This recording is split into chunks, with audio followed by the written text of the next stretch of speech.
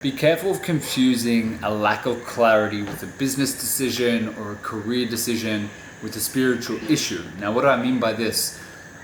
It's very easy to feel lost sometimes if there's a path in our career that maybe we're not exactly sure how to take or what to take in the first place. And if we do choose what path, how to execute it. And it's very easy for that lack of clarity to then affect us on a personal level in regards to maybe not feeling like we have a sense of purpose and so on and so forth.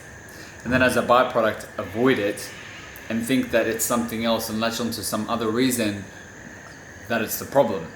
I'll give you an example. In my business, there's certain paths that I have options of taking, but I hadn't necessarily decided which one I wanted to take in regards to how I want to continue to spread the message and so on and so forth. Now, because there was a bit of lack of clarity there, what I found was I was avoiding just sitting with it and figuring out a way to make it work. And because I was avoiding that, I felt a little bit directionless. And I was like, why do I feel so unmotivated? Why do I feel so, not sad, but there's this underlying sad tone. And then I start looking for other reasons, which is, maybe it's because my lifestyle's not fun enough. Maybe I need to go out more. Maybe I need to go be in different environments and so on and so forth.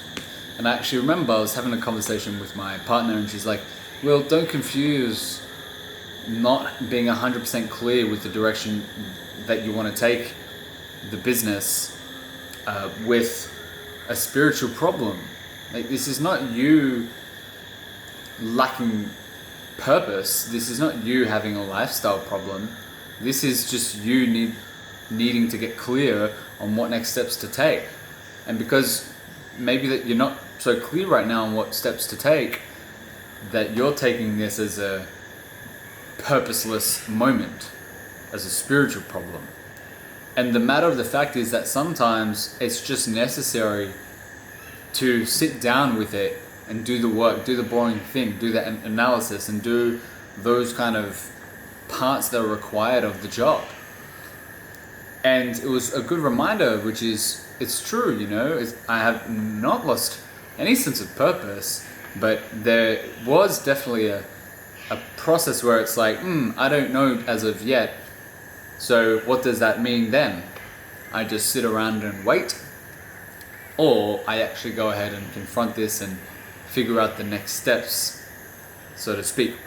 And that could be something very interesting to think about in your life, which is, if you don't feel like you've got a sense of purpose, or you feel like something's not right, what are you potentially avoiding that can be moving the needle forward for you, that is something that actually you do feel purposeful about, that you do feel excited about, but for whatever reason there's this little hiccup there, or this decision that has to be made that you're avoiding, and as a byproduct, because you're avoiding it, you do feel purposeless and you do feel like something's not right, and you don't feel that drive the same way because the path doesn't feel so clear.